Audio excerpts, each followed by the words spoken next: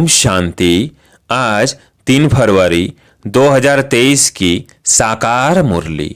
आज बाबा ने कहा, मीठे बच्चे, नर से नारायण बनने के लिए परफेक्ट ब्राह्मण बनो। सच्चा ब्राह्मण वो जिसमें कोई विकार रूपी दुश्मन ना हो। प्रश्न, बाप का रिगार्ड किन बच्चों को प्राप्त होता है? समझदार कौन है? उत्तर, बाप का रिगार्ड उन्हें मिलता जो यज्ञ का हर एक कार्य रेस्पॉन्सिबिलिटी से करते हैं, कभी गफलत नहीं करते। पावन बनाने की रेस्पॉन्सिबिलिटी समझ इसी सेवा पर तत्पर रहते हैं। चलन बहुत रॉयल है, कभी नाम बदनाम नहीं करते, ऑलराउंडर है। समझदार वो जो फुल पास होने की कोशिश करते हैं, कभी दुखदाई नहीं बनते, कोई भी उल्टा कार्य नहीं करते। गीत है, आज नहीं तो कल बिखरेंगे ये बादल। ओम शांति। ये बच्चों को कौन डायरेक्शन देते हैं? बेहद का बाप, जिसको बच्चे इतना पिता विरता होकर याद नहीं करते। बाप कहते हैं, बच्चे अब वापिस घर चलना है। बच्चे किसको कहते हैं? जो ब्रह्मा मुख वंशावली ब्राह्मण हैं, उन्हों को बाप बच्चे कहेंगे, क्योंकि उनकी संतान बने हैं। बाप बेट समझाते हैं, जब नई सृष्टि रचनी है तो पुरानी सृष्टि की आत्माओं को घर चलना है। अब तुम बच्चे बाप और बाप के घर को जानते हो, इतना जरूर है। कोई तो बाप को अच्छी रीति याद करते हैं, सीमत पर चलते हैं। कोई देवाभिमान के कारण याद नहीं करते हैं, पावन नहीं रहते। ब्राह्मण है ईश्वरीय संतान, ब्रह्मा मुख वंशावली। रचयिता बाप गाया जाता है ना, ब्रह्मा मुख कमल से संतान रचते हैं। तुम बच्चे जानते हो ब्रोवर, हम ईश्वर की संतान ब्रह्मा के मुख वंशावली ब्राह्मण बने हैं। ब्राह्मण उनको कहा जाता है जो पावन रहते हैं। सारा मदार है ही पवित्रता पर। इसको कहा जाता है अपवित्र पतित दुनिया। मनुष्य मात्र जो पतित है वो पावन का अर्थ नहीं समझते। कलयुग पतित दुनिया, सतयुग पावन दुनिया है, यह कोई भी नहीं जानते। कई लोग कह देते हैं सतयुग त्रेता में भी पतित लोग हैं, सीता चुराई गई। यह हुआ पावन दुनिया की गलानी करना। जैसी दृष्टि वैसी सृष्टि देखने में आती है। पावन दुनिया में भी पतित है, तो क्या बाप ने पतित दुनिया रची? बाप तो पावन दुनिया ही स्थापन करते हैं। गाया भी है, पतित पावन आओ, आकर इस सृष्टि को उसमें भी खास भारत को पावन बनाओ। अब यह ब्रह्मा कुमार कुमारी नाम पड़ता ही उन पर है जो पावन होकर रहते हैं। पतित को ब्राह्मण ब्राह्मणी वह बीके कह नहीं सकते, वो है ही कुग वंशावली। तुम ब्राह्मण हो ब्रह्मा मुख वंशावली, ब्रह्मा कुग वंशावली तो नहीं कहा जाता, वह है ही पतित। अब तुम ईश्वरीय संतान बने ही इसलिए हो कि पावन दुनिया के मालिक बने। ब्राह्मण ब्राह्मणी अथवा ब्रह्मा कुमार कुमारी कहलाकर यदि पतित होते हैं या विकार में जाते हैं तो बीके नहीं हुए। ब्राह्मण कई विकार में नहीं जाते। विकार में जाने वाले को शूद्र कहा जाता है। ईश्वर के औलाद बनते ही इसलिए हैं कि ईश्वर से हम राज्य भाग्य लेवे। राजाई का वर्षा लेने के लिए पुरुषार्थ करना चाहिए। लक्ष्य रखना है कि हम नर से नारायण बने। तुम बच्चे जानते हो कि नंबर 1 है काम, सेकंड नंबर है क्रोध। क्रोध आदि का भूत रह जाता है तो पूरे वर्षे के लायक नहीं बनते। कहा जाता है यह काम वह क्रोध के भूतवश परवश हो गया। बाप को याद न करने कारण रावण के बस हो जाते हैं। ऐसे क्रोधी वह कामी नर से नारायण पद पा नहीं सकते। यहाँ चाहिए परफेक्ट ब्राह्मण। बाप समझाते हैं पहले नंबर का भूत आता है देह अभिमान। अगर देही अभिमानी हो, बाप को याद करते रहे तो बाप मदद भी करें। जो जितना याद करते हैं उतनी उनको मदद मिलती है। ब्राह्मण सच्चा वो जिसमें यह विकार रूपी दुश्मन ना हो। मुख्य देह अभिमान के कारण ही और वो दुश्मन आते हैं। यह भारत शिवालय था, तब दुख की कोई बात नहीं थी। यह मनुष्यों को पता नहीं है। वो तो कह देते हैं माया भी है ही, ईश्वर भी है ही। अरे ईश्वर अपने समय पर आता, माया अपने समय पर आती। आधा कल्प है ईश्वरीय राज्य और आधा कल्प है माया का राज्य। ये समझानी शास्त्रों में नहीं है। वह है ही भक्ति मार्ग। ज्ञान का सागर एक ही बाप है, जिसको पतित पावन कहा जाता है। जो बाप को याद नहीं करते हैं उनसे पतित काम जरूर होते ही रहेंगे। उनको ब्राह्मण ब्राह्मणी कह नहीं सकते। बड़ी सूक्ष्म बातें हैं। शिव बाबा दादे को याद नहीं करेंगे तो वर्षा कहाँ से मिलेगा। फिर उनको इस पुरानी दुनिया के मित्र संबंधी आदि याद आते हैं। अच्छी रीति बाप को याद करेंगे तो बाप ही मदद देंगे। तुम कहाँ मुरली चलाने में मूंझ जाएंगे तो भी शिव बाबा प्रवेश कर आए मुरली चलाएंगे। बच्चों को पता नहीं पड़ता कि शिव बाबा आकर मदद करते हैं। समझते हैं हमने आज अच्छी मुरली चलाई। अरे आज अच्छी चलाई, कल क्यों नहीं चलाते थे? तुमको यह भी पता थोड़ी पड़ता है। शिव बाबा बोलते हैं या ब्रह्मा बोलते हैं। शिव बाबा कहते हैं बच्चे तुम मेरी ईश्वरीय औलाद हो, मेरे को याद करो। ऐसे और कोई कह न सके। मैं ही इनमें प्रवेश कर कह सकता हूँ मैं ज्ञान सागर हूं ना। तुम ज्ञानी तो आत्मा बन रहे हो, तो जो बाप से योग रखते हैं तो बाप भी आकर मदद करते हैं।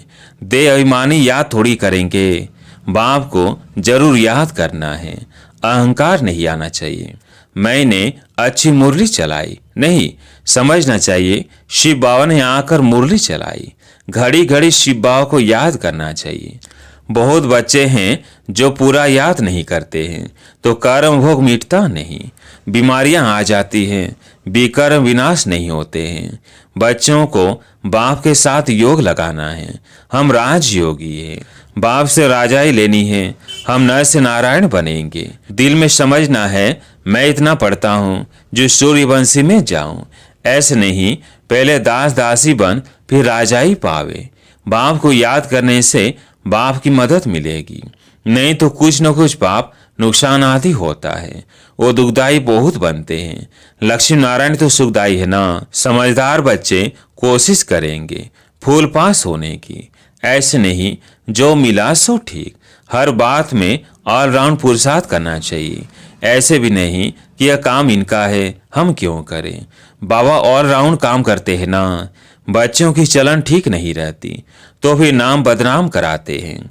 बाप कहते हैं मेरा बनकर और फिर उल्टा काम करते तो पद भ्रष्ट हो जाता है। ऐसे मत समझो कि यह ब्रह्मा बाबा डायरेक्शन देते हैं। शिव बाबा याद रहना चाहिए। बच्चों को समझना है दुनिया को पावन बनाने का बोझा सिर पर है।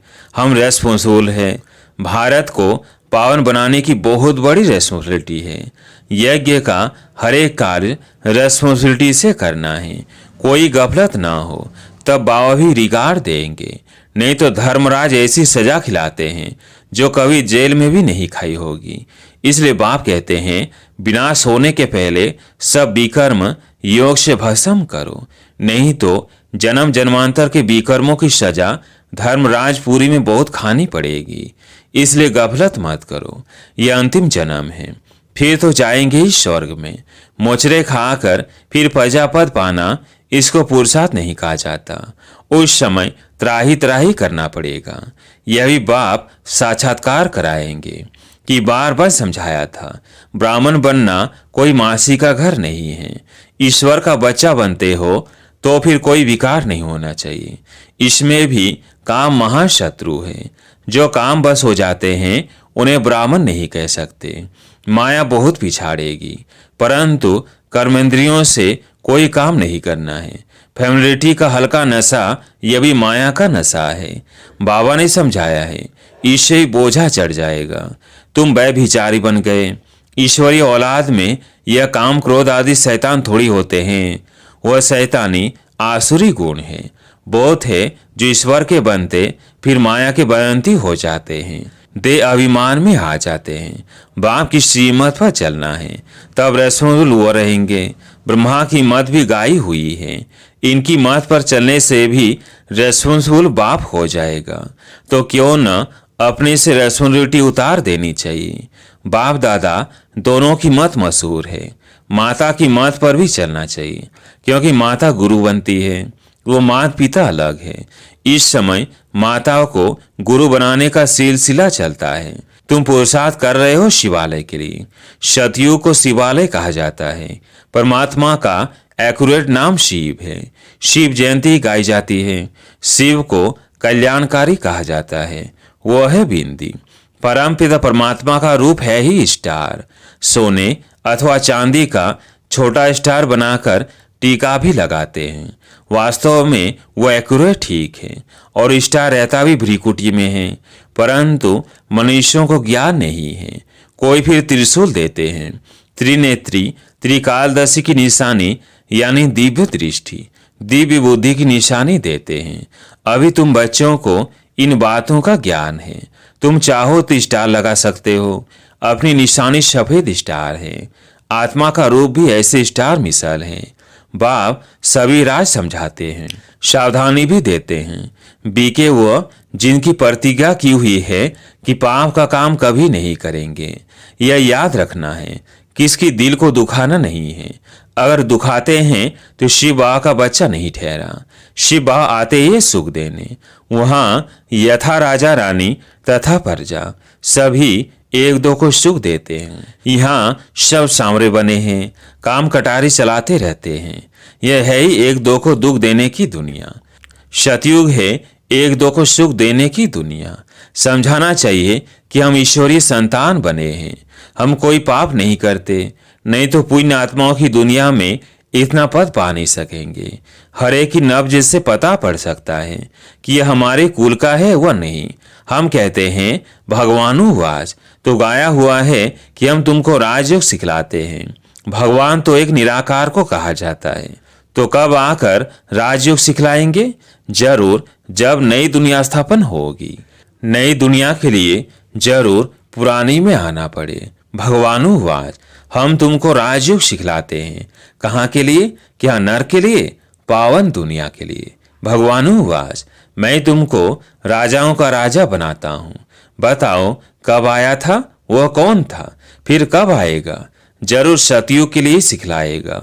बहुत सहज है, परंतु किसकी तकदीर में नहीं है तो बुद्धि में बैठ नहीं सकता। जैसे तत्ते तवे। फिर समझना चाहिए ये हमारे सूर्यवंशी चंद्रवंशी राजाई का नहीं है। बाकी प्रजा तो बहुत ही बननी है। अच्छा, मीठे मीठे सिकिल थे 5 वर्ष बाद आकर मिले हो बाप से वर्षा लेने। ऐसे बच्चों को माता पिता बाप दादा का याद प्यार और गुड मॉर्निंग। रूहानी बाप की रूहानी बच्चों को नमस्ते। हम रूहानी बच्चों की रूहानी बाप दादा को याद प्यार गुड मॉर्निंग नमस्ते नमस्ते। धारणा के लिए मुख्य सार। पहला पॉइंट, किसी के दिल को कभी भी दुखाना नहीं है। प्रतिज्ञा करनी है कभी कोई पाप का काम नहीं करेंगे, सदा सुखदायी बनेंगे। दूसरा पॉइंट है, कर्मेंद्रियों से कोई भी उल्टा कर्म नहीं करना है। बाप और दादा की मत पर चल अपना बोझ उतार देना है। आज प्यारे मीठे बाबा का वरदान, अमृत वेले से लेकर रात तक मर्यादा पूर्वक चलने वाले मर्यादा पुरुषोत्तम भव। अमृत वेले से लेकर रात तक मर्यादा पूर्वक चलने वाले मर्यादा पुरुषोत्तम भव। संगम युग की मर्यादाएं ही पुरुषोत्तम बनाती है, इसलिए मर्यादा पुरुषोत्तम कहा जाता है। तमोगुणी वायुमंडल वाइब्रेशन से बचने का सहज साधन ये मर्यादाएं हैं। मर्यादाओं के अंदर रहने वाले मेहनत से बच जाते हैं। हर कदम के लिए बाप दादा द्वारा मर्यादाएं मिली हुई हैं। उसी प्रमाण कदम उठाने से स्वतः ही मर्यादा पुरुषोत्तम बन जाते हैं। तो अमृत वेले से रात तक मर्यादा पूर्वक जीवन हो तब कहेंगे पुरुषोत्तम, अर्थात साधारण पुरुषों से उत्तम आत्माएं। आज का स्लोगन है, जो किसी बात में स्वयं को मोल्ड कर लेते हैं वही सर्व की दुआओं के पात्र बनते हैं। जो किसी बात में स्वयं को मोल्ड कर लेते हैं वही सर्व की दुआओं के पात्र बनते हैं। अच्छा, ओम शांति।